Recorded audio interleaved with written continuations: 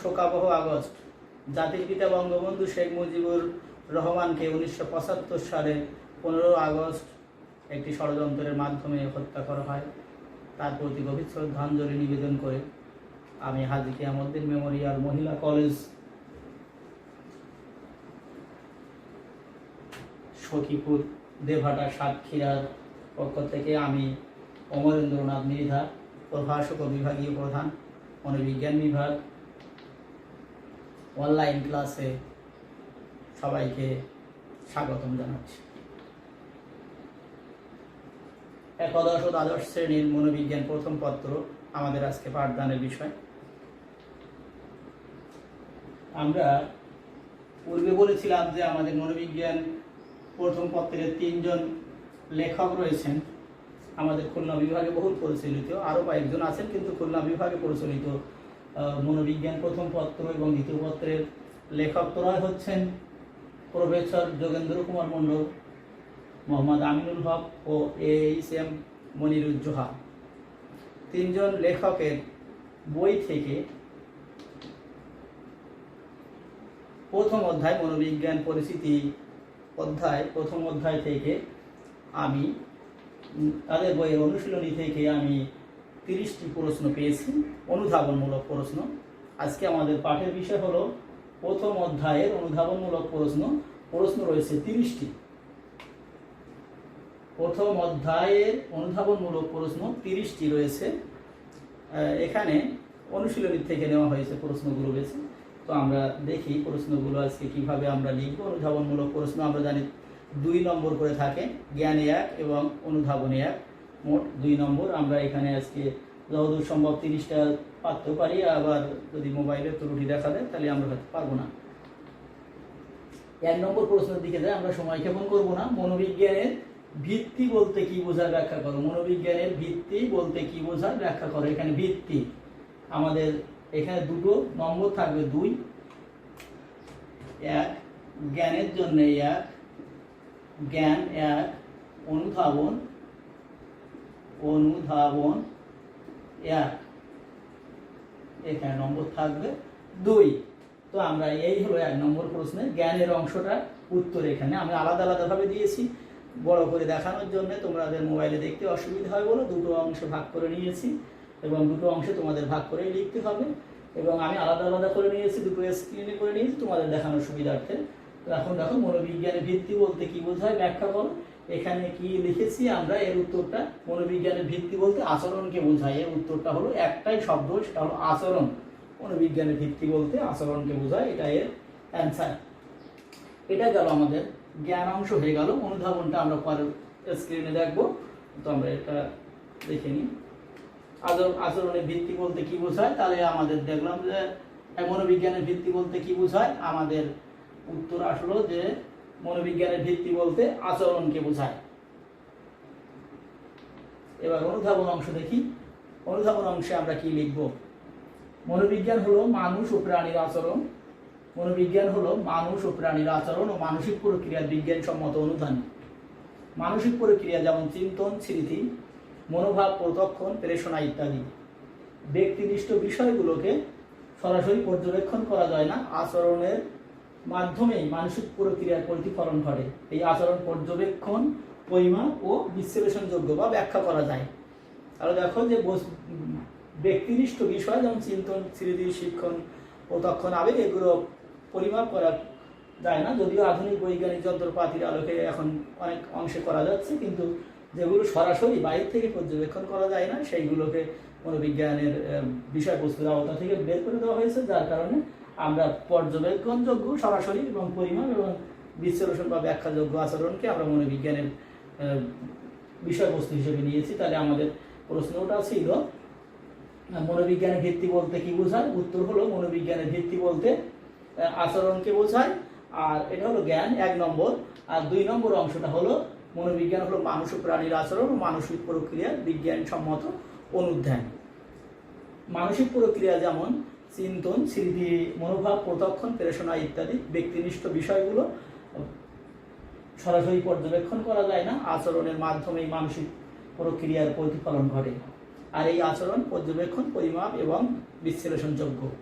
এটা হলো আমাদের 1 নম্বরের প্রশ্ন। এভাবে আমরা 30টা প্রশ্ন করব, আমরা 10টা প্রশ্নের ব্যাখ্যা দেবো আর 20টা প্রশ্নের শুধু জ্ঞানগুলো রাখবো, এই অনুধাবন অংশটা থাকবে না। আমরা দ্রুত যাই।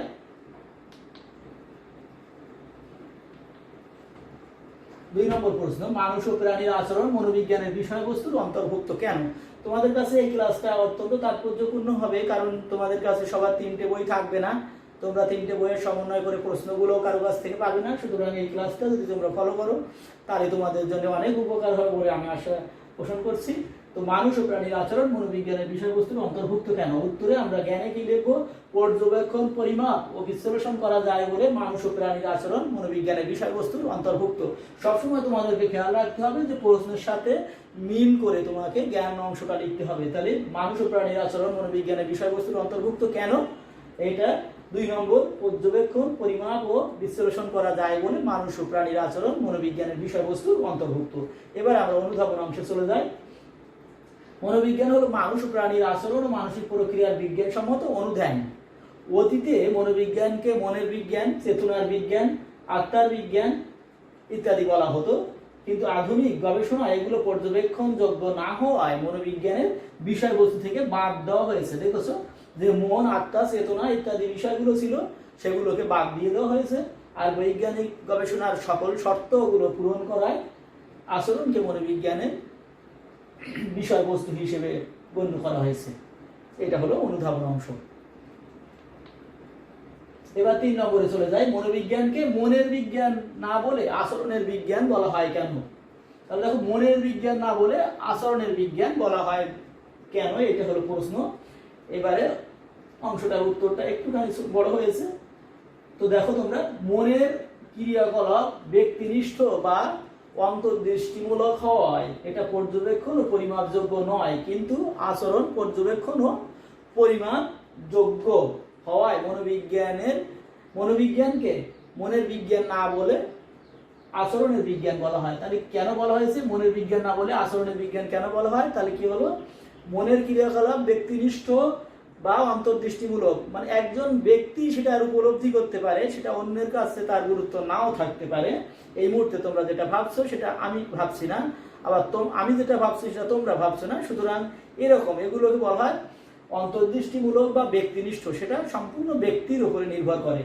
তো যাই হোক, আমরা মনের ক্রিয়াকলাপ ব্যক্তিনিষ্ঠ বা অন্তর্দৃষ্টিমূলক হওয়ায় এটা পর্যবেক্ষণ ও পরিমাপযোগ্য নয়, কিন্তু আচরণ পর্যবেক্ষণ, পরিমাপ ও বিশ্লেষণযোগ্য হওয়ায় মনোবিজ্ঞানকে মনের বিজ্ঞান না বলে আচরণের বিজ্ঞান বলা হয়। আমরা এবার অনুধাবনে যাই।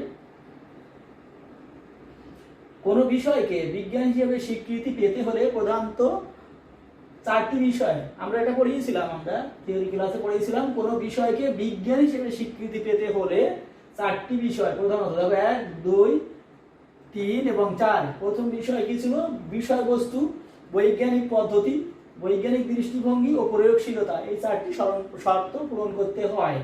মনের ক্ষেত্রে এই 4টা শর্ত কোনোটাই পূরণ করা সম্ভব নয়, কিন্তু আচরণ এই 4টা শর্ত যথাযথভাবে পূরণ করতে পারে। বিষয়বস্তুর আলোকেও পারে, বৈজ্ঞানিক পদ্ধতির আলোকেও পারে। বৈজ্ঞানিক পদ্ধতি বলতে আমরা সেখানে দেখিয়েছিলাম যে কার্যকারী সংজ্ঞা প্রদান, পুনরাবৃত্তি, যথার্থতা প্রমাণ, সাধারণীকরণ, এই বিভিন্ন এখানে 6-7টা পয়েন্ট দেখিয়েছিলাম। যাই হোক, ওগুলো লেখার দরকার নেই, কারণ আমাদের নম্বর হলো এর জন্য 1, আগের অংশে 1, এর জন্য 1। তোমরা সবাই লিখবা, প্রশ্ন সুন্দরভাবেই লিখবা, কিন্তু এই ভাগটা না করার কারণে এবং প্রশ্নের সাথে সঙ্গতি রেখে জ্ঞানটা না উত্তর দেওয়ার কারণে তোমাদের নম্বর হয়ে যায় 1। সেই জন্য আমাদের এই উত্তরটা লেখার প্রসেসটা করেছি আর কি। যাই হোক, তাহলে কোনো বিষয়কে বিজ্ঞান হিসেবে স্বীকৃতি পেতে হলে প্রধানত বিষয়বস্তু, বৈজ্ঞানিক পদ্ধতি, বৈজ্ঞানিক দৃষ্টিভঙ্গি, প্রয়োগশীলতা, এই 4টি শর্ত পূরণ করতে হয়। এক্ষেত্রে মনের ক্ষেত্রে 4টি শর্ত কোনোটাই পূরণ করা সম্ভব নয়, কিন্তু আচরণ এই 4টা শর্ত যথাযথভাবে পূরণ করতে পারে, আর সে কারণেই মনোবিজ্ঞানকে মনের বিজ্ঞান না বলে আচরণের বিজ্ঞান বলা হয়। এবার আমরা 4র্থ নম্বর প্রশ্নে চলে গেলাম। মনোবিজ্ঞানকে জৈব সামাজিক বিজ্ঞান বলা হয় কেন? তো আমরা এখানে দেখি, মানুষ ও প্রাণীর জৈবিক ঘটনাবলী এবং সমাজ ও পরিবেশের পারস্পরিক মিথস্ক্রিয়ার ফলে সংঘটিত আচরণের বিজ্ঞান ভিত্তিক অনুধান বলে মনোবিজ্ঞানকে জৈব সামাজিক বিজ্ঞান বলা হয়। মনোবিজ্ঞানকে জৈব সামাজিক বিজ্ঞান বলা হয় কেন? আমরা যখন বিজ্ঞান, জৈব সামাজিক বিজ্ঞান ইত্যাদি বিষয় নিয়ে আলোচনা করেছিলাম থিওরি ক্লাসে, তখন তোমাদেরকে ওখানে বলেছিলাম, বই বিস্তারিত আছে। আমরা উত্তরে লিখব কি, মানুষ ও প্রাণীর জৈবিক ঘটনাবলী এবং সমাজ ও পরিবেশের জৈবিক ঘটনাবলী এবং সমাজ ও পরিবেশের পারস্পরিক মিথস্ক্রিয়ার ফলে সংঘটিত আচরণের বিজ্ঞান ভিত্তিক অনুধান বলে মনোবিজ্ঞানকে জৈব সামাজিক বিজ্ঞান বলা হয়। অনুধাবন অংশ, মানুষ সমাজে বসবাস করে, সমাজে বাস করে সে যেমন সমাজের অন্যান্য ব্যক্তির আচরণ দ্বারা প্রভাবিত হয়, তেমনি ব্যক্তির আচরণ দ্বারা সমাজও প্রভাবিত হয়ে থাকে, বা ব্যক্তি তার আচরণ দ্বারা সমাজকে প্রভাবিত করে। এছাড়া বংশগতি, অন্তঃক্ষরা গ্রন্থি, নিঃসৃত হরমোনও ব্যক্তির আচরণ ও ব্যক্তিত্বের বিকাশে বিশেষ ভূমিকা পালন করে থাকে। তাহলে দেখো কতগুলো কথা এখানে লিখছি। মানুষ সমাজে বাস করে মানুষ যেমন সমাজকে প্রভাবিত করে, এবার সমাজের আচরণও মানুষকে প্রভাবিত করে। এছাড়া বংশগতি, অন্তঃক্ষরা গ্রন্থি, নিঃসৃত হরমোনও ব্যক্তির আচরণ ও ব্যক্তিত্ব বিকাশে বিশেষ ভূমিকা পালন করে থাকে। আমরা পরবর্তী প্রশ্নে চলে গেলাম। আচরণ বলতে কি বোঝায়? আচরণ বলতে উদ্দীপকের প্রতি মানুষ ও প্রাণীর যে কোনো প্রতিক্রিয়াকে বোঝায়। আচরণ বলতে উদ্দীপকের প্রতি মানুষ ও প্রাণীর যে কোনো প্রতিক্রিয়াকে বোঝায়। এটা হলো জ্ঞান। অনুধাবনে যায়। ওয়াটসন 1913 প্রথম মনোবিজ্ঞানের সংজ্ঞায় আচরণ শব্দটি ব্যবহার করেন। ওয়াটসন মনোবিজ্ঞানের সংজ্ঞায় প্রথম 1913 সালে আচরণ শব্দটি ব্যবহার করেন। তার মতে আচরণ হলো সেই ঘটনা যা বাহির থেকে দেখা যায়। ক্রাইডার ও তার সহযোগীরা একই সাল 1913 বলেন, আচরণ হলো যে কোনো কার্যকলাপ যা পর্যবেক্ষণ করা যায়, লিপিবদ্ধ করা যায় এবং পরিমাপ করা যায়। জীবন্ত প্রাণী বা জীবজন্তুরা যা কিছু করে সবই এর অন্তর্ভুক্ত, অর্থাৎ মুক্তাঙ্গনে তাদের সকল গতিবিধি আচরণের মধ্যে পড়ে। আচরণ বংশগতীয় পরিবেশ দ্বারা প্রভাবিত হয়। এটা হলো আমাদের অনুধাবন গেল। এরপরে অংশটা যাই আমরা। 6 মানসিক প্রক্রিয়া কি?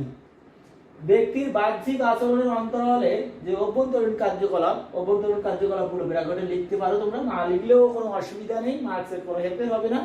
তবে লিখলেও তোমাদের শিক্ষক বুঝবেন, পরীক্ষক বুঝবেন যে না তার গভীর জ্ঞান রয়েছে, ফাঁকি দিয়ে যায় নাই।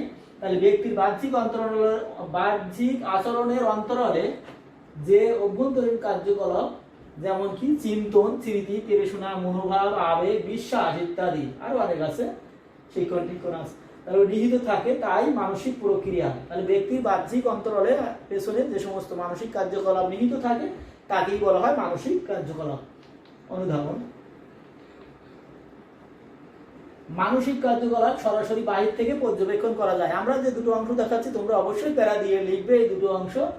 মানসিক কার্যকলাপ সরাসরি বাহির থেকে পর্যবেক্ষণ করা যায়, এটা আমরা জেনেছি। শুধুমাত্র ব্যক্তি না, যায় না। মানসিক কার্যকলাপ সরাসরি বাহির থেকে পর্যবেক্ষণ করা যায় না, যেটা বলেছি ব্যক্তিনিষ্ঠ বা অন্তর্দৃষ্টিমূলক। শুধুমাত্র ব্যক্তি নিজেই এর উপলব্ধি করতে পারে। তবে বর্তমানে এগুলো অনুধানের আধুনিক বৈজ্ঞানিক যন্ত্রপাতি উদ্ভাবিত হয়েছে। যেমন তোমরা দেখো আল্ট্রাসাউন্ড করা হয়, তারপরে যে ইসিজি করা হয়, সিটি স্ক্যান করা হয়, এইগুলোকে বলা হয় আধুনিক যন্ত্রপাতি। আরো অনেক কিছু আছে, ইলেকট্রোকার্ডিওগ্রাম অনেক কিছু আছে, স্টেথোস্কোপ, যাই হোক। তবে বর্তমানে এগুলো অনুধানের আধুনিক বৈজ্ঞানিক যন্ত্রপাতি উদ্ভাবিত হয়েছে। অভ্যন্তরীণ ও বাহ্যিক উভয় কারণে মানসিক প্রক্রিয়ার সৃষ্টি হতে পারে। এখানে দেখো ব্যক্তি নিজের থেকে মানসিক প্রক্রিয়ার সৃষ্টি হতে পারে। মনে করো তোমরা কেউ নিজের তাগিদে ফার্স্ট হবে বলে জিপিএ 5 পাবে বলে পড়তে পারো, আবার কেউ পিতা মাতার আগ্রহে পড়তে পারো, পিতা মাতা বলছে যে পড়তে হবে, ভালো করতে গেলে পড়তে হবে, সেক্ষেত্রে পড়তে পারো। সেটা হলো বাহ্যিক। নিজের থেকে যেটা উদ্ভব হবে, বা তুমি নিজের থেকে বাইরে রেখে যে ভালো লেখাপড়া করলে ভালো সমাজে প্রতিষ্ঠিত হওয়া যায়, সম্মান আছে, তাহলে তোমার থেকে সৃষ্টি হলো বাইরে রেখে, এইগুলো আর কি। তাহলে এইগুলোকে এইভাবে বলা যায় অভ্যন্তরীণ বাহ্যিক উভয় কারণে মানসিক প্রক্রিয়া সৃষ্টি হতে পারে। তবে দেখো স্থান কাল পাত্র ভেদে মানসিক প্রক্রিয়ার ধরনের পরিবর্তন হয়। আবার আমরা পড়ে আসি, মানসিক কার্যকলাপ সরাসরি বাহির থেকে পর্যবেক্ষণ করা যায় যায় না। মানসিক কার্যকলাপ সরাসরি বাহির থেকে পর্যবেক্ষণ করা যায় না, শুধুমাত্র ব্যক্তি নিজের উপলব্ধি করতে পারে। তবে বর্তমানে এগুলো অনুধানের আধুনিক বৈজ্ঞানিক যন্ত্রপাতি ও পদ্ধতি উদ্ভাবিত হয়েছে। অভ্যন্তরীণ ও বাহ্যিক উভয় কারণে মানসিক প্রক্রিয়ার সৃষ্টি হতে পারে। স্থান কাল পাত্র ভেদে মানসিক প্রক্রিয়া ধরনের পরিবর্তন হয়ে থাকে। যেমন মনে করো, তোমরা শিশু অবস্থায় মেলাতে গেলে খেলনা চেতে, কিন্তু এখন তোমরা অনেক বড় হয়েছে, এখন তো তোমরা খেলনা চাও না, তোমাদের চাহিদাটা অন্যদিকে চলে গিয়েছে। আরো যখন বড় হবে তখন আস্তে আস্তে আরো অন্যদিকে চলে যাবে, এবার বৃদ্ধ বয়সে আরো অন্যদিকে। সুতরাং বয়স, স্থান, কাল, পাত্র, সময়, কাল, পাত্র মানে ব্যক্তি ইত্যাদি কারণে শিক্ষাগত যোগ্যতা, আর্থসামাজিক অবস্থা, অনেক কিছু কারণ থাকে। আমরা আর ওদিকে যাবো না, তারপরে প্রশ্ন চলে যাই আমরা। 7 নম্বর প্রশ্ন, চিন্তন মানসিক প্রক্রিয়ার অংশ কেন? ব্যক্তির চিন্তন বাহির থেকে সরাসরি পর্যবেক্ষণ করা যায় না। এখানে তোমাদের একটা কথা বলে রাখি, এই চিন্তনের জায়গায় অনেকগুলো মানসিক প্রক্রিয়া আমরা বলেছিলাম। ওখানে স্মৃতি, শিক্ষণ, বিস্মৃতি, আবেগ, প্রত্যক্ষণ, অনেক কিছু আমরা বলেছিলাম। এই অংশটা এখানে দিয়ে দিতে পারে, এই চিন্তনের জায়গায় দিয়ে দিতে পারে, দিয়ে তোমাদেরকে বললো যে এটা মানসিক প্রক্রিয়ার অংশ। কারণে নিয়ে তোমাদের বিভ্রান্তি হওয়ার কোনো প্রয়োজন নেই, তোমরা সরাসরি একই উত্তর লিখে যাবে। ব্যক্তির চিন্তনের জায়গায় তোমরা সেই কথাটা লিখে দেবে যে ব্যক্তির চিন্তনের জায়গায় এখানে যদি বলা হয় আবেগ, স্মৃতি, প্রত্যক্ষণ, সেই কথাটা ওখানে লিখে দেবে। তাহলে ব্যক্তির চিন্তন বাহির থেকে সরাসরি পর্যবেক্ষণ করা যায় না বলে এটি মানসিক প্রক্রিয়ার অংশ। এখানে যদি বলা হতো প্রত্যক্ষণ মানসিক প্রক্রিয়ার অংশ কেন, তাহলে এখানে বলতে যে প্রত্যক্ষণ বাহির থেকে সরাসরি পর্যবেক্ষণ করা যায় না। এখানে যদি বলা হতো যে স্মৃতি, এখানে যদি বলা হতো পেরেশোনা, তাহলে ওই তোমাকে একই উত্তর লিখতে হতো যে ব্যক্তি পেরেশোনা বাহির থেকে সরাসরি পর্যবেক্ষণ করা যায় না বলে এটাকে মানসিক প্রক্রিয়ার অংশ বলা হয়। এভাবে তোমাদেরকে অনেকগুলো প্রশ্ন এখান থেকে এই একইভাবে হবে, তোমাদেরকে ঠিক করে নিতে হবে এটা। যাই হোক, আমরা এর অনুধাবন অংশে চলে যাব। মানুষের দৈনন্দিন জীবনে মানসিক কার্যকলাপের প্রভাব অপরিসীম। আমরা প্রতিনিয়ত মানসিক ভাবে তাড়িত হই, কেউ ভালো কেউ খারাপ, মানসিক চাপ এরকম, কেউ প্রফুল্ল থাকে, কেউ মানসিক চাপে ভোগে, এই আর কি, কেউ স্বাভাবিক থাকে। এই মানুষের দৈনন্দিন জীবনে মানসিক কার্যকলাপের প্রভাব অপরিসীম। মানসিক প্রক্রিয়া বলতে আগে যেটা বলেছিলাম এইভাবে হতে পারে: আবেগ, চিন্তন, স্বপ্ন, বিশ্বাস, পেরেশোনা, স্মৃতি, প্রত্যক্ষণ ইত্যাদি, আরো অনেক কিছু বোঝায়। এইগুলোর যে কোনো একটা নাম, এই যে এখান থেকে দেখো, এই আবেগ, এইগুলো ওখানে দিয়ে দিতে পারে, প্রশ্নে দিয়ে দিতে পারে যে কোনো একটাকে। আবেগ কেন মানসিক প্রক্রিয়ার অংশ, চিন্তনটা দিয়েছি, স্বপ্ন কেন অংশ, বিশ্বাস কেন মানসিক প্রক্রিয়ার অংশ, পেরেশোনা কেন, স্মৃতি কেন, প্রত্যক্ষণ কেন মানসিক প্রক্রিয়ার অংশ ভাবে থাকতে পারে। তাই সেই জন্য এখানে নিয়ে আসতে বলে দেখো, মানুষের দৈনন্দিন জীবনে মানসিক কার্যকলাপের প্রভাব অপরিসীম। মানসিক ক্রিয়াকলাপ বলতে আবেগ, চিন্তন, স্বপ্ন, বিশ্বাস, পেরেশোনা, স্মৃতি, প্রত্যক্ষণ ইত্যাদিকে বোঝায়। অভ্যন্তরীণ ও বাহ্যিক উভয় কারণে মানসিক প্রক্রিয়ার উদ্ভব হতে পারে। স্থান, কাল, পাত্র ভেদে প্রকৃতির পরিবর্তন ঘটে, মানে চাওয়া পাওয়ার পরিবর্তন ঘটে, বয়স, সময়, এগুলো তোমাদের মনে হচ্ছে যে একই রকম কেন, কিন্তু পরীক্ষায় একটাই আসবে তোমাদের অনুধাবনমূলক প্রশ্ন, কিন্তু এখানে এই অধ্যায়ের প্রশ্ন বিধায় একই রকম তোমাদের কাছে উত্তরটা মনে হচ্ছে, কিন্তু এগুলো একই সাথে দুটো প্রশ্ন কখনো অনুধাবনের এক অধ্যায় থেকে একই রকম আসে না, আসলে অন্যটা আসবে, কিন্তু এই উত্তরগুলো এইভাবে হবে। 8 নম্বর প্রশ্ন, জৈব সামাজিক প্রক্রিয়া কি ব্যাখ্যা করো। জ্ঞান অংশ উত্তর: মানুষ ও প্রাণীর জৈবিক ঘটনাবলী এবং পারিপার্শ্বিক উপাদানের সম্মিলিত প্রভাবের ফলই হলো জৈব সামাজিক প্রক্রিয়া। জৈব সামাজিক প্রক্রিয়া কি ব্যাখ্যা করো, এর উত্তর আসছে জ্ঞান অংশে। মানুষ ও প্রাণীর জৈবিক ঘটনাবলী এবং পারিপার্শ্বিক উপাদানের সম্মিলিত প্রভাবের ফলই হলো জৈব সামাজিক প্রক্রিয়া। আমরা যখন ওই অধ্যায়টা পড়াই, এই অধ্যায়ের ওই অংশে পড়াইছিলাম জৈব সামাজিক বিজ্ঞান, মনোবিজ্ঞানকে কেন বলা হয়, ওখানে আমরা বিস্তারিত পড়িয়েছিলাম। সুতরাং তোমরা নিশ্চয়ই ওখানে দেখে নেবে, আর উত্তরটাও আমি এখানে দিয়ে দিলাম, মিল করে নিলে সঙ্গতি বিধান হয়ে যাবে। এবারে আমরা এর অনুধাবন অংশ দেখব। সামাজিক পরিবেশের বিভিন্ন উপাদান যেমন সমাজের রীতিনীতি, কৃষ্টি, মূল্যবোধ, বিশ্বাস, আর্থসামাজিক অবস্থা। তাহলে সামাজিক পরিবেশের বিভিন্ন উপাদানের মধ্যে আমরা কি পাচ্ছি? সমাজের রীতিনীতি, কৃষ্টি, মূল্যবোধ, বিশ্বাস ও আর্থসামাজিক অবস্থা, আরো অনেক কিছু রয়েছে। যা কিছু আছে সমাজে সবই সমাজের উপাদান, সামাজিক পরিবেশের উপাদান সবকিছুই। এবং জৈবিক ঘটনাবলী, যেমন দেখো শারীরিক গঠন, জৈব রাসায়নিক উপাদান, অন্তঃক্ষরা গ্রন্থি ক্রিয়ার ফলেও ব্যক্তির আচরণে পরিবর্তন ঘটে। এই অন্তঃক্ষরা গ্রন্থি সম্পর্কে আমরা দ্বিতীয় অধ্যায়ে বিস্তারিত আলোচনা হবে। অনেক বড় ক্লাস আছে, 3টি ক্লাস হবে অন্তঃক্ষরা গ্রন্থির উপরে। তোমরা জানো হয়তো বা পিটুইটারি গ্রন্থি, অ্যাড্রিনাল গ্রন্থি, থাইরয়েড গ্রন্থি, থাইমাস গ্রন্থি ইত্যাদি ইত্যাদি, পিনিয়াল গ্রন্থি, অনেক কিছু গ্রন্থি আছে। ওই সমস্ত গ্রন্থি নিঃসৃত হরমোন আমাদের আচরণ এবং ব্যক্তিত্ব বিকাশে বিশেষ ভূমিকা পালন করে, সেটা এখানে বলে রাখছি। ওই অধ্যায়ে আমরা বিস্তারিত জানবো। এখানে এই অংশগুলো লাগবে না, তবে আমাদের যে আচরণের পিছনে কি কারণ সেগুলো আমরা এখানে দেখি। তো আমরা দেখি সামাজিক পরিবেশের বিভিন্ন উপাদান, যেমন সমাজের রীতিনীতি, কৃষ্টি, মূল্যবোধ, বিশ্বাস, আর্থসামাজিক অবস্থা এবং জৈবিক ঘটনাবলী এবং জৈবিক ঘটনাবলী, যেমন শারীরিক গঠন, জৈব রাসায়নিক উপাদান, অন্তঃক্ষরা গ্রন্থির ক্রিয়ার ফলেও ব্যক্তির আচরণে পরিবর্তন ঘটে। ব্যক্তির আচরণ তাই জৈবিক ঘটনাবলী এবং সমাজের পারস্পরিক মিথস্ক্রিয়ার ফল। আমরা 9 নম্বর প্রশ্নে চলে যাই। সামাজিক পরিবেশ মনোবিজ্ঞানে গুরুত্বপূর্ণ কেন? আমাদের উত্তরে কি আসে? 1 নম্বর জ্ঞানের জন্য, আচরণ নিয়ন্ত্রণে সামাজিক পরিবেশ বিশেষ ভূমিকা পালন করে থাকে। দেখো, আচরণ নিয়ন্ত্রণে সামাজিক পরিবেশ বিশেষ ভূমিকা পালন করে বলে মনোবিজ্ঞানে সামাজিক পরিবেশ গুরুত্বপূর্ণ। প্রশ্নটা হলো সামাজিক পরিবেশ মনোবিজ্ঞানে গুরুত্বপূর্ণ কেন? তো আচরণ নিয়ন্ত্রণে সামাজিক পরিবেশ বিশেষ ভূমিকা পালন করে বলে সামাজিক পরিবেশ গুরুত্বপূর্ণ। তোমরা দেখেছো যে সমাজ আমাদের আচরণকে কিভাবে নিয়ন্ত্রণ করে বা আমাদের দ্বারা সমাজ কিভাবে প্রভাবিত হয়, সেটা আমরা আগে প্রশ্নগুলোতেও বলেছি, ক্লাসেও বলেছিলাম। অনুধাবন অংশ। মনোবিজ্ঞানের বিষয়বস্তু হলো আচরণ, আর সামাজিক অবস্থার প্রেক্ষাপটে বিভিন্ন রকম আচরণ সংগঠিত হয়। মনোবিজ্ঞানের বিষয়বস্তু হলো আচরণ, আর আচরণ মানুষ এমনি এমনি করে না, সামাজিক বিভিন্ন প্রেক্ষাপটে আমাদেরকে আচরণ করতে হয়। আমরা শিশুদের সাথে একরকম আচরণ করি, মধ্যবয়সের সাথে, সমবয়সীদের সাথে, বন্ধুদের সাথে, পরিবারের সাথে, বিভিন্ন সময়ে বিভিন্ন জনের সাথে আমরা বিভিন্ন আচরণ করি, সেটা প্রয়োজনের তাগিদে। তাহলে মনোবিজ্ঞানের বিষয়বস্তু হলো আচরণ, আর সামাজিক অবস্থার প্রেক্ষাপটে বিভিন্ন রকম আচরণ সংগঠিত হয়ে থাকে।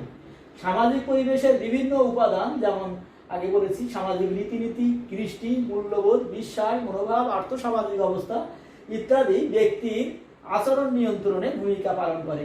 এছাড়া জৈবিক ঘটনাবলী দ্বারাও ব্যক্তির আচরণ নিয়ন্ত্রিত হয়ে থাকে। সব প্রশ্নগুলোর উত্তর একই রকম হয়ে যাচ্ছে, একই অধ্যায়, এই জন্য কিন্তু পরীক্ষায় একটাই প্রশ্ন আসবে, এটা তোমরা মনে রাখবে। এবার আমাদের 10 নম্বর প্রশ্ন, অনুধাবনের প্রশ্ন আমরা 2 নম্বরের জন্য করছি।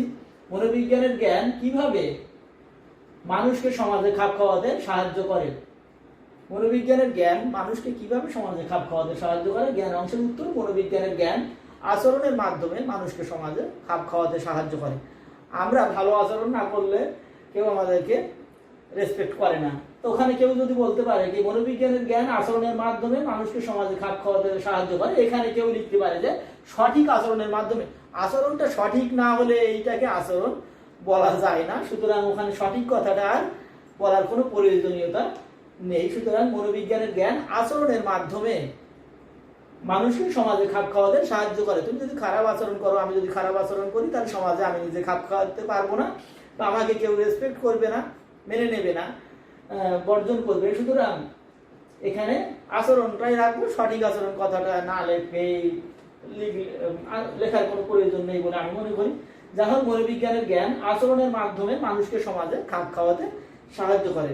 এটা হলো মনোবিজ্ঞানের জ্ঞান কিভাবে মানুষকে সমাজে খাপ খাওয়াতে সাহায্য করে। তাহলে আমাদের একটা জিনিস হলো এখানে উত্তর, যে আচরণের মাধ্যমে, আচরণের মাধ্যমে এই কথাটা থাকলেই 1 নম্বর দিতে বাধ্য পরীক্ষক, কারণ সঠিক উত্তরটা চলে আসছে যে আচরণের মাধ্যমে সমাজে খাপ খাওয়াতে সাহায্য করে মনোবিজ্ঞানের জ্ঞান। অনুধাবন অংশ আমরা দেখি।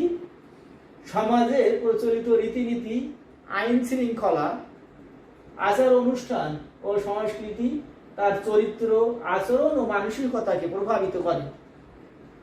সমাজ যেমন ব্যক্তিকে প্রভাবিত করে, ব্যক্তিও তেমনি ভাবে সমাজকে প্রভাবিত করে। তাই মনোবিজ্ঞানের বিভিন্ন শাখা যেমন সমাজ মনোবিজ্ঞান, শিক্ষা মনোবিজ্ঞান, চিকিৎসা মনোবিজ্ঞান, কাউন্সিলিং মনোবিজ্ঞান ইত্যাদি সম্পর্কে ধারণা থাকলে মানুষ সহজেই পরিবেশে মানিয়ে নিতে পারে। আমরা মনোবিজ্ঞানের শাখা পড়েছিলাম, সেখানে এগুলো ছিল, তোমরা দেখেছিলে এবং তোমরা নিশ্চয়ই পড়েছো। তাই সমাজের প্রচলিত রীতিনীতি, আইন শৃঙ্খলা, আচার অনুষ্ঠান, সংস্কৃতি তার চরিত্র, আচরণ ও মানসিকতাকে প্রভাবিত করে। মানুষ তো আর বিচ্ছিন্ন কোনো দিকের প্রাণী নয়, সুতরাং সমাজ দ্বারা সে প্রভাবিত হয়, সেটা আমরা এখানে বর্ণনা করেছি। সমাজ যেমন ব্যক্তিকে প্রভাবিত করে, ব্যক্তিও তেমনি ভাবে সমাজকে প্রভাবিত করে।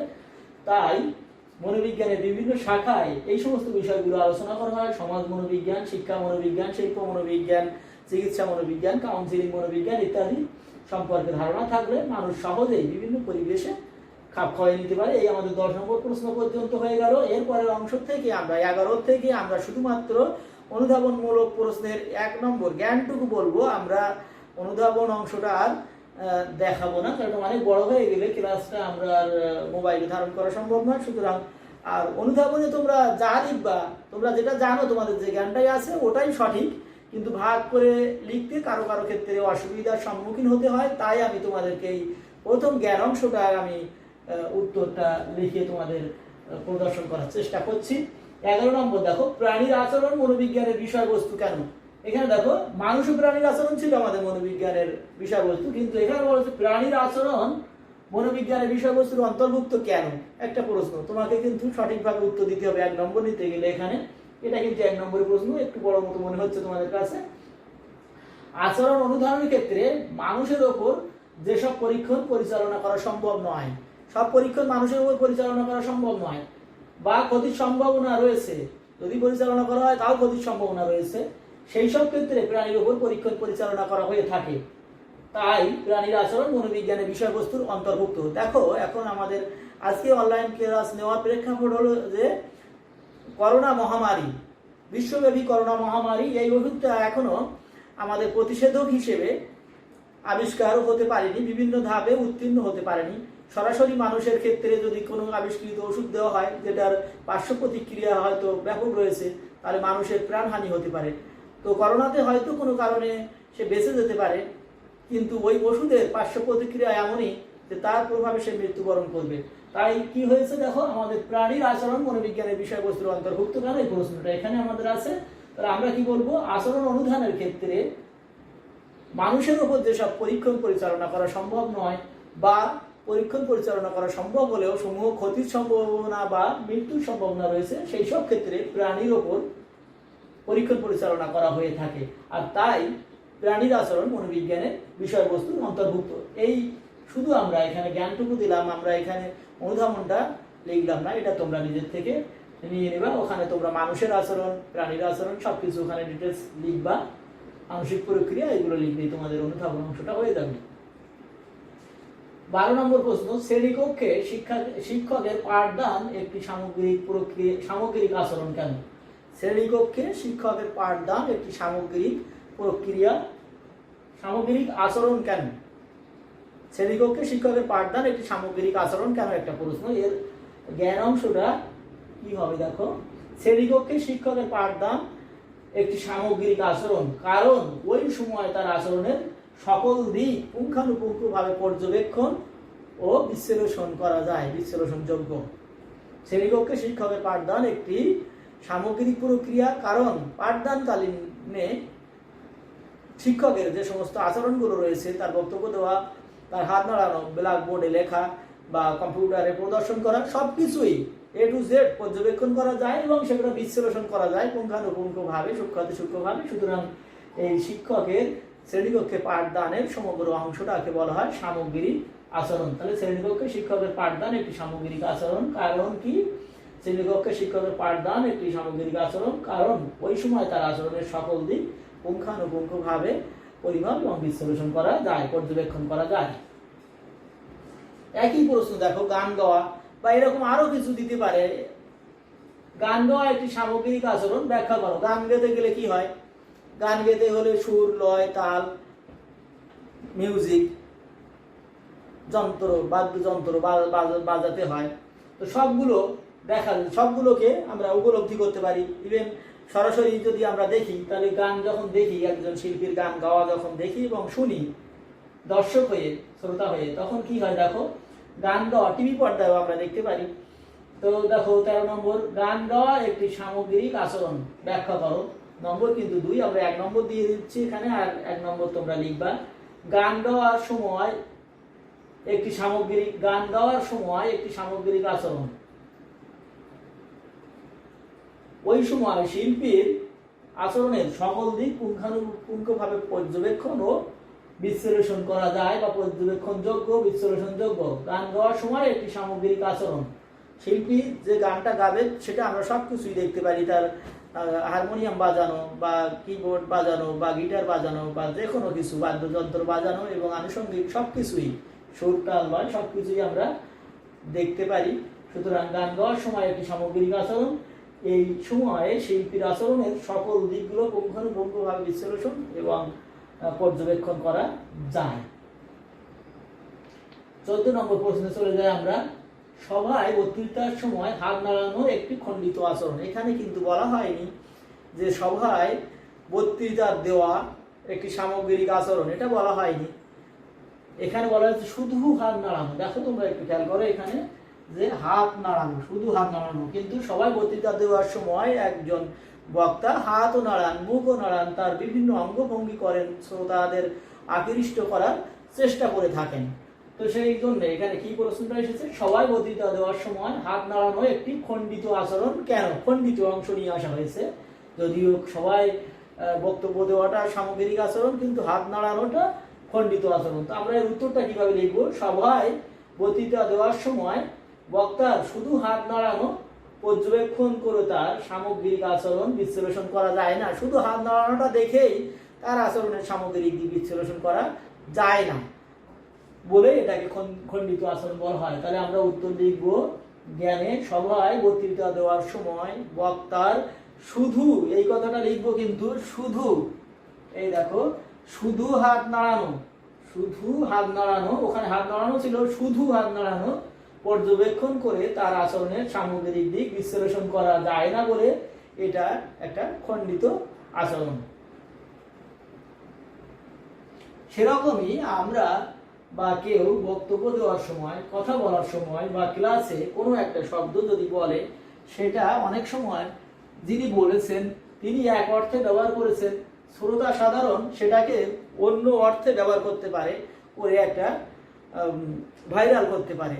এটা শোনা বোঝা করে সুন্দরভাবে করা, তাহলে সমাজে কোনো বিভ্রান্তি সৃষ্টি হবে না। সুতরাং যিনি বলেছেন তার কাছে ব্যাখ্যা চাওয়া, সে যদি ওটাতেই বহাল থাকে, তার ইগোকে বজায় রাখতে চায়, সেক্ষেত্রে ভাইরাল বা তার বিচারের আওতায় নেওয়া যায়। সুতরাং আমরা এমন কোনো কাজ করব না, এমন কোনো কথা বলবো না যেটা ওরকম হয়ে যেতে পারে। এই খণ্ডিত আচরণকে যদি বিশ্লেষণ করে যদি আমরা একটা ভাইরাল করে দিই কোনো খারাপ দিকে, সেটা কিন্তু সমাজের জন্য হিতকর নয়। এটা তোমাদেরকে সবসময় মনে রাখতে হবে। সুতরাং কেউ কোনো কিছু বললে সেটা কোন অর্থে বলা হয়েছে সেটাকে তার কাছে ব্যাখ্যা নিয়ে তারপরে, অনেক সময় দেখা গেছে যে এটা নিয়ে অনেক সামাজিক বিশৃঙ্খলা সৃষ্টি হয়েছে।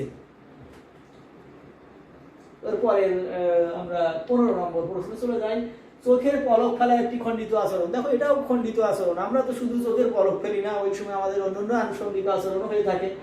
তো দেখো আমরা এখানে উত্তর দেখি, চোখের পলক ফেলাকে পর্যবেক্ষণ করে তার আচরণের সামগ্রিক দিক বিশ্লেষণ করা যায় না বলে এটা খণ্ডিত আচরণ। শুধু চোখের পলক ফেলাকে দেখেই সবকিছু বিশ্লেষণ করা যায় না, তার ভালো মন্দ সবকিছুই এটা পর্যবেক্ষণ করা যায় না। সুতরাং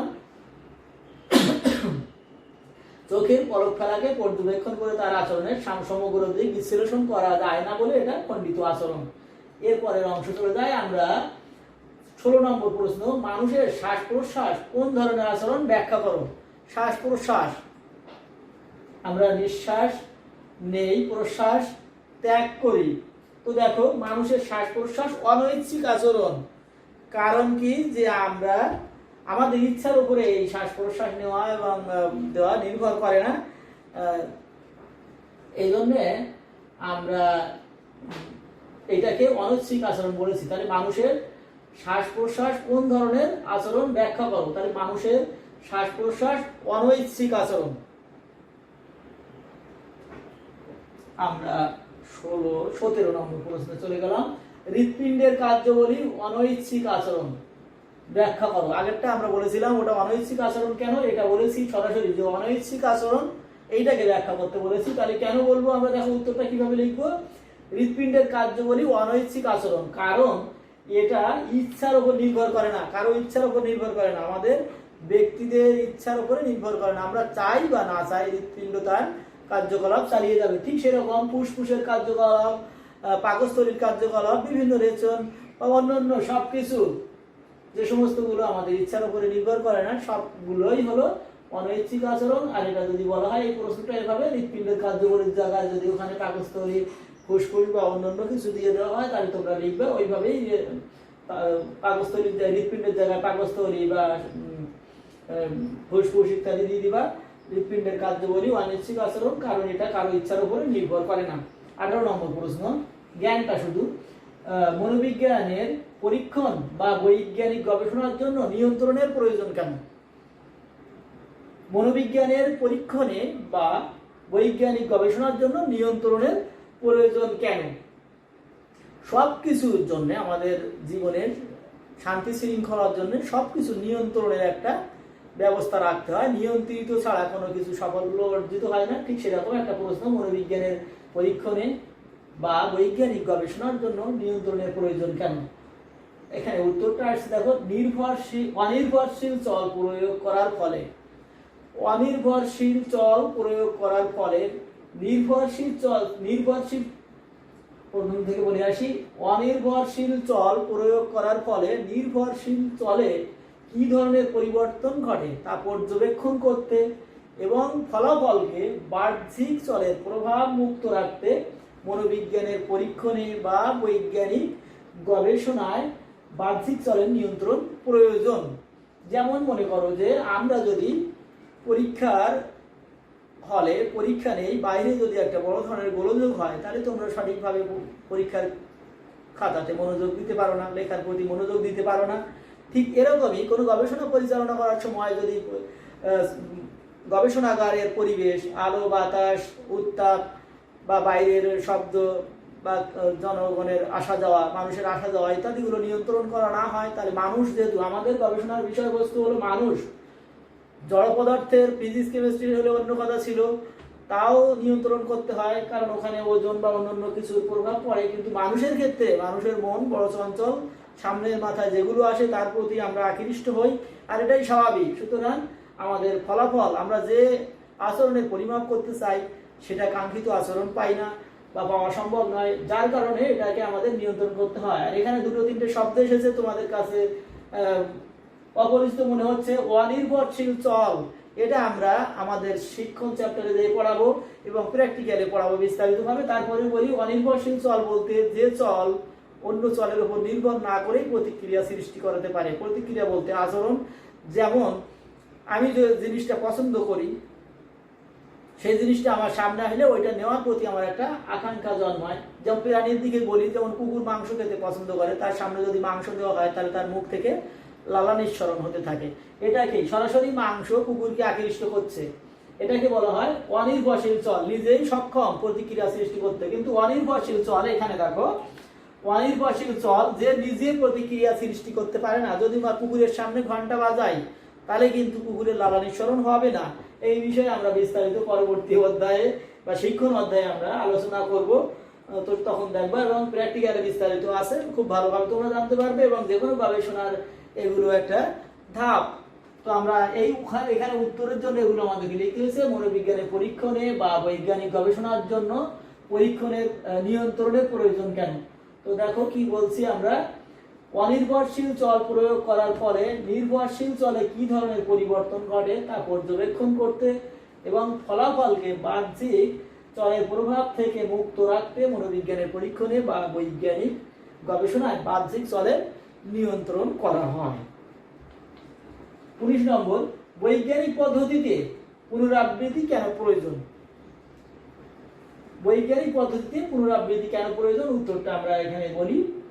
তোমরা দেখো, পূর্বে পরীক্ষিত বা আবিষ্কৃত কোনো কিছুর যথার্থতা প্রমাণের জন্য, পূর্বে আবিষ্কৃত বা বর্তমানেও আবিষ্কৃত হতে পারে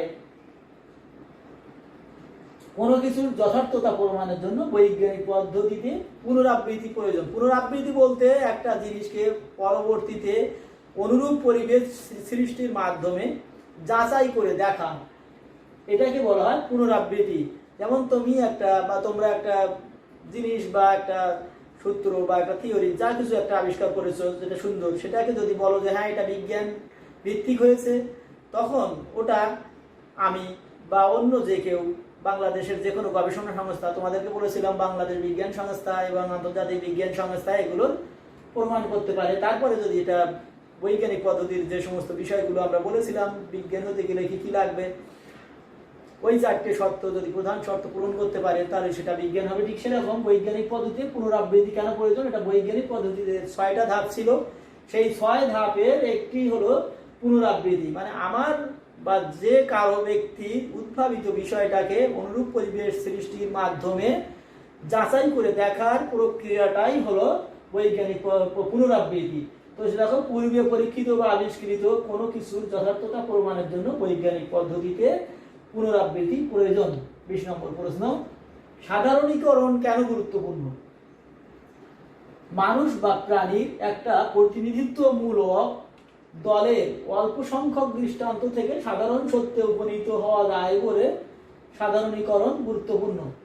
সাধারণীকরণ গুরুত্বপূর্ণ কেন? এখন দেখো, মানুষ বা প্রাণীর একটা প্রতিনিধিত্বমূলক, একটা মানুষের হতে পারে, প্রাণীর হতে পারে, একটা প্রতিনিধিত্বমূলক, মানুষ বা প্রাণীর একটা প্রতিনিধিত্বমূলক, আমাদের দেখো একটা প্রতিনিধি থাকে, ক্লাসে একটা মনিটর থাকে, মেম্বার থাকে, চেয়ারম্যান থাকে, উপজেলা চেয়ারম্যান থাকে, জেলা চেয়ারম্যান থাকে এবং সংসদ সদস্য থাকে। তো সেরকম প্রতিনিধি থাকে, দলের প্রতিনিধি। আমাদের সংসদে যখন সংসদ সদস্য মহোদয় কথা বলেন, তাহলে উনি কি বলছেন, উনি আমাদের প্রতিনিধি, উনি তার নির্বাচিত এলাকার মুখপাত্র হিসেবে কথা বলছেন। ঠিক সেরকম মানুষ বা প্রাণীর একটা প্রতিনিধিত্বমূলক অল্প সংখ্যক দৃষ্টান্ত থেকে একটা সাধারণ সত্যে উপনীত হওয়াকে সাধারণীকরণ বলা হয়। যদি ওনাকে প্রতিনিধি হিসেবে নির্বাচিত না করা হতো, তাহলে আমাদের কথাগুলো তার সংসদীয় এলাকার সব মানুষকে যে সংসদে যে কথা বলতে হতো, তাহলে কারোই কথাই আর গ্রহণযোগ্য হতো না, কোনো দাবি পূরণ হতো না, কোনো নির্দিষ্ট জিনিসকে উপস্থাপন করাও সম্ভব হতো না সরকার মহোদয়ের কাছে। ঠিক সেরকম যদি আমাদের বৈজ্ঞানিক পদ্ধতিতে সাধারণীকরণ একটা গুরুত্বপূর্ণ জিনিস, কারণ মানুষ বা প্রাণীর একটা প্রতিনিধিত্বমূলক দলের অল্প সংখ্যক দৃষ্টান্ত থেকে, তাদের থেকে দৃষ্টান্ত নিয়ে সাধারণ সত্যে উপনীত হতে হয়, সহজ হয়। যেমন মনে করো, তোমাদের একাদশ শ্রেণীতে বা দ্বাদশ শ্রেণীর শিক্ষার্থীদের যদি বয়স আমরা নির্ণয় করতে চাই, তাহলে কি বাংলাদেশের সকল কলেজগুলোতে যে একাদশ এবং দ্বাদশ শ্রেণীর শিক্ষার্থীদের বয়সগুলোকে সংগ্রহ করে তারপরে গড় করে কি বলতে হবে যে 17 বা 18 বা 17 বা 18 বছর এরকম, নাকি এখান থেকে মনে করো 5টা কলেজ থেকে, 2টো মহিলা কলেজ বা 2টো বয়েজ কলেজ নিয়ে বা জয়েন্ট কলেজ থেকে 5টা বা 10টা কলেজ থেকে নিয়ে আমরা সাধারণভাবে বলে দিতে পারি যে বাংলাদেশের সমগ্র কলেজে একাদশ এবং দ্বাদশ শ্রেণীর শিক্ষার্থীদের বয়স এত থেকে এতর মধ্যে সীমাবদ্ধ। এটাকেই বলা হয় সাধারণীকরণ। তবে সাধারণীকরণ গুরুত্বপূর্ণ কেন? মানুষ বা প্রাণীর একটা প্রতিনিধিত্বমূলক দলের অল্প সংখ্যক দৃষ্টান্ত থেকে সাধারণ সত্যে উপনীত হওয়া যায় বলে সাধারণীকরণটা গুরুত্বপূর্ণ। 21 নম্বর প্রশ্ন, যথার্থতা প্রমাণ গুরুত্বপূর্ণ কেন? কোনো বৈজ্ঞানিক গবেষণার বা আবিষ্কারের প্রাপ্ত ফলাফলের সত্যতা যাচাই এবং স্বীকৃতি প্রদানের জন্য বৈজ্ঞানিক পদ্ধতির যথার্থতা প্রমাণ নীতি গুরুত্বপূর্ণ। এই বিষয়ে বিস্তারিত পড়ানো হয়েছে। তারপরেও আবার বলি যে কোনো কিছু আবিষ্কার করে বাড়ি থাকলে তো হবে না, সেটাকে প্রমাণ করতে হবে যে আমার এটা বিজ্ঞান এবং এটা আমার ভালো জিনিস, প্রয়োগযোগ্যতা রয়েছে, প্রয়োগশীলতা রয়েছে, ব্যবহারযোগ্যতা রয়েছে। তাহলে কি হবে? কোনো বৈজ্ঞানিক গবেষণার বা আবিষ্কারের ফলাফলের সত্যতা যাচাই করতে হবে। ব্যবহারযোগ্যতা রয়েছে যে, তার সত্যতা যাচাই করতে গেলে পুনরাবৃত্তি করতে হবে।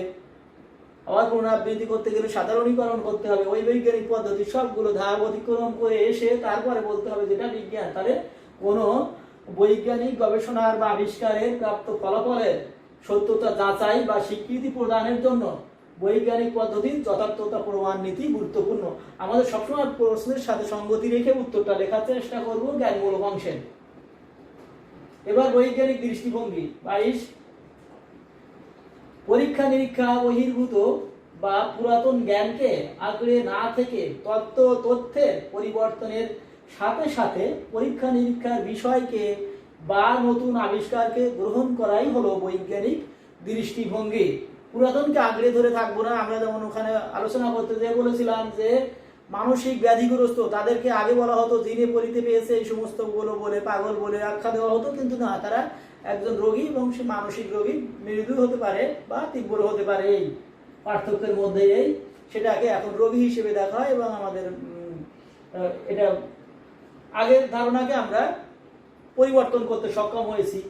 পানিকে বারবার ফোটালে মাটিতে পরিণত হয়, এটাও আমরা প্রমাণ করেছি। না, ওটা যেটা থেকে যায় সেটা হলো মাটিতে দ্রবীভূত অন্যান্য পদার্থ। পানিকে বারবার ফোটালে সেটা বাষ্পে পরিণত হয়, অক্সিজেন এবং হাইড্রোজেন। তাহলে আমরা এখানে পুরাতনকে ধরে থাকছি না। ঠিক সেরকম আমাদের মনোবিজ্ঞানও মন, আত্মা, চেতনা ইত্যাদিকে বাদ দিয়ে চলে আসছে কোথায়? আচরণ এবং মানসিক প্রক্রিয়া বিজ্ঞানে। দেখো আমরা তাহলে বৈজ্ঞানিক দৃষ্টিভঙ্গি কি? পরীক্ষা নিরীক্ষা বহির্ভূত, যেটা পরীক্ষা নিরীক্ষা বহির্ভূত হলে হবে না, আমার মন গড়া কথা কোনো চলবে না, এবং পুরাতন যারা আছেন ওনাদের মতামতটাও থাকবে না, যেটা বিজ্ঞানের আলোকে ব্যাখ্যা করা না যায়। আঁকড়ে ধরে না থেকে তথ্যের পরিবর্তনের সাথে সাথে, তত্ত্ব এবং তথ্য বিজ্ঞান সদা পরিবর্তনশীল, এটাই হলো বিজ্ঞান, এটাই হলো বৈজ্ঞানিক দৃষ্টিভঙ্গি। এবং পরীক্ষা নিরীক্ষা করে যা কিছু পাওয়া যায় সেটাকে আমাদের আবিষ্কারের সাথে সাথে যদি প্রমাণ হয়ে যায় সত্যতা, তাহলে সেটাকে আমাদের গ্রহণ করতে হবে। যতদিন পর্যন্ত সেটা আবার ভুল প্রমাণিত না হচ্ছে ততদিন পর্যন্ত সত্য হিসেবে আমাদেরকে ধরে নিতে হবে। চিরন্তন সত্য বলে কোনো কিছু হয় না। একসময় সূর্য পৃথিবীর চারদিকে ঘোরে বলে প্রমাণিত ছিল, কিন্তু পরবর্তীতে সেটা প্রমাণিত হয়েছে যে না, পৃথিবী সূর্যের চারদিকে ঘোরে। এখনো পর্যন্ত এটাই আছে, এটা আমরা মেনে নিয়েছি। এইটাই হলো বৈজ্ঞানিক দৃষ্টিভঙ্গি। সুতরাং উত্তর কি আসলো? বৈজ্ঞানিক দৃষ্টিভঙ্গি কি? পরীক্ষা নিরীক্ষা বহির্ভূত বা পুরাতন জ্ঞানকে আঁকড়ে না থেকে তথ্যের ভিত্তিতে তথ্যের পরিবর্তনের সাথে সাথে পরীক্ষা নিরীক্ষার বিষয়কে বা নতুন আবিষ্কারকে গ্রহণ করাই হলো বৈজ্ঞানিক দৃষ্টিভঙ্গি। 23 নম্বর প্রশ্ন, প্রয়োগশীলতা বলতে কি বোঝায়? প্রয়োগশীলতা বলতে বৈজ্ঞানিক গবেষণায় প্রাপ্ত তথ্য বা সূত্র বা আবিষ্কার বা উদ্ভাবনকে জীবনের বিভিন্ন ক্ষেত্রে বা সমাজের কল্যাণে কার্যকরীভাবে প্রয়োগ বা ব্যবহারকেই বোঝায়। আমাদের সবসময় জ্ঞানের সাথে প্রশ্নের সাথে জ্ঞানটাকে সম্মিলিত করতে হবে। দেখো মিল রেখেছি। প্রয়োগশীলতা বলতে বৈজ্ঞানিক গবেষণায় প্রাপ্ত তথ্য বা সূত্র বা আবিষ্কার বা উদ্ভাবনকে জীবনের বিভিন্ন ক্ষেত্রে বা সমাজের কল্যাণে কার্যকরীভাবে প্রয়োগ বা ব্যবহার করাকে বোঝায় হলো প্রয়োগশীলতা। এইটা এর সাথে তোমাদেরকে লিখতে হবে, যখন অনুধাবন লিখবা তখন তোমরা বৈজ্ঞানিক পদ্ধতির নামগুলো লিখবা, লিখে ওখানে এটা 4র্থ নম্বর পর্যায়ে আছে, সর্বশেষ পর্যায়ে বৈজ্ঞানিক পদ্ধতির বৈজ্ঞানিক বিষয়বস্তু বৈজ্ঞানিক বৈশিষ্ট্যের 4র্থ নম্বর পয়েন্ট আছে এবং সর্বশেষ পয়েন্ট। এটা তোমাদেরকে সেভাবে বিশ্লেষণ করতে হবে। কয়েকটা লাইন লিখে দিলে তোমাদের প্রয়োগটা তোমাদের ওখানে চলে আসবে হলো অনুধাবনের অংশ। আমরা জ্ঞানটাই দিচ্ছি। 20 নম্বর 21 থেকে 11 থেকে 30 পর্যন্ত যাবো আমরা। 24 নম্বর, শিক্ষা মনোবিজ্ঞান গুরুত্বপূর্ণ কেন? আমরা শিক্ষা মনোবিজ্ঞানের ওখানে শিক্ষা মনোবিজ্ঞান শাখা পড়াইছিলাম। দেখো এখানে কি আছে? মানুষের শিক্ষা সম্পর্কিত আচরণের বিভিন্ন সমস্যার ব্যাখ্যা, মানুষের শিক্ষা সম্পর্কিত আচরণের বিভিন্ন সমস্যার ব্যাখ্যা ও বিশ্লেষণ এবং এগুলো সমাধানের নীতিসমূহ শিক্ষা মনোবিজ্ঞানে আলোচিত হয় বলে শিক্ষা মনোবিজ্ঞান গুরুত্বপূর্ণ। তাহলে দেখো কত গুরুত্বপূর্ণ জিনিস। মানুষের শিক্ষা সম্পর্কিত আচরণের বিভিন্ন সমস্যা, শিক্ষা সম্পর্কিত আচরণের বিভিন্ন সমস্যার ব্যাখ্যা দেওয়া হয়, এখানে বিশ্লেষণ করা হয়। কেন ওরকমটা হলো? একজন শিক্ষার্থী শিশু লেখাপড়া শিখতে চাচ্ছে না, লিখতে চাচ্ছে না, পড়তে চাচ্ছে না, কেন, তার কোথায় অসুবিধা, এইগুলো খুঁজে বের করা এবং সেগুলো বিশ্লেষণ করা, সেগুলো দূর করা। বিভিন্ন বয়সের শিক্ষার্থীদের এইগুলো শিক্ষা মনোবিজ্ঞানে আলোচনা করা হয়, কেমন ধরনের শিক্ষা ব্যবস্থা রাখা যায়, এগুলো সমাধানের নীতিসমূহ শিক্ষা মনোবিজ্ঞানে আলোচিত হয় বলে শিক্ষা মনোবিজ্ঞান গুরুত্বপূর্ণ। এখানে দেখো আরো পড়ি আরেকবার, শিক্ষা মনোবিজ্ঞান গুরুত্বপূর্ণ কেন? মানুষের শিক্ষা সম্পর্কিত আচরণের বিভিন্ন সমস্যার ব্যাখ্যা ও বিশ্লেষণ এবং এগুলো সমাধানের নীতিসমূহ শিক্ষা মনোবিজ্ঞানে আলোচিত হয় বলে শিক্ষা মনোবিজ্ঞান গুরুত্বপূর্ণ। এখন দেখো আমাদের আগে সাধারণ শিক্ষা ছিল, তার সাথে কারিগরি শিক্ষা যুক্ত হয়েছে, বিভিন্ন কারিগরি স্কুল, ভোকেশনাল বা বিভিন্নখানে ট্রেড চালু করা হয়েছে। কিন্তু বর্তমান সরকার প্রত্যেকটা স্কুলে কারিগরি দুটো করে সাবজেক্ট দিতে অনুমোদন দিয়েছেন। এটা সব বাংলাদেশের সমগ্র শিক্ষার্থী এই কারিগরি জ্ঞানটা থাকবে। একজন সাধারণ শিক্ষায় শিক্ষিত হয়ে বেকার থাকবে না, সে নিজে কিছু যাতে করতে পারে তার জন্য কারিগরি জ্ঞান তার থাকতে হবে। এটা খুবই যুগোপযোগী একটা পদক্ষেপ। তো যাই হোক, সেই জন্যে যারা মেধাবী কম, তারা লেখাপড়া করতে পারছে না, কিন্তু তারা দেখো আমাদের সমাজে বিভিন্নভাবে অনেক অবদান রেখেছে। যারা মানসিকভাবে প্রতিবন্ধী, যাদেরকে আমরা বিশেষ চাহিদা সম্পন্ন বলি, তারাও সমাজে অনেক অবদান রেখেছে। যারা অনেক বিশিষ্ট ব্যক্তি আছে যাদের সার্টিফিকেট নেই, কিন্তু তারা সমাজে অনেক অবদান রেখেছে, বিশ্বে তারা তাদের স্থান করে নিয়েছে এবং তাদের জন্য আমরা আজকে গর্ববোধ করে থাকি। সুতরাং সবার উপযোগী একটা পাঠ্যক্রম যাতে হয় সেদিকে সরকার মহোদয় খেয়াল করেছেন, এটা ধন্যবাদ এবং প্রশংসার দাবিদার নিঃসন্দেহে। তাহলে আমাদের প্রশ্নটা হলো, শিক্ষা মনোবিজ্ঞান গুরুত্বপূর্ণ কেন? মানুষের শিক্ষা সম্পর্কিত আচরণের বিভিন্ন সমস্যার ব্যাখ্যা ও বিশ্লেষণ এবং এগুলো সমাধানের নীতিসমূহ শিক্ষা মনোবিজ্ঞানে আলোচিত হয় বলে শিক্ষা মনোবিজ্ঞান গুরুত্বপূর্ণ।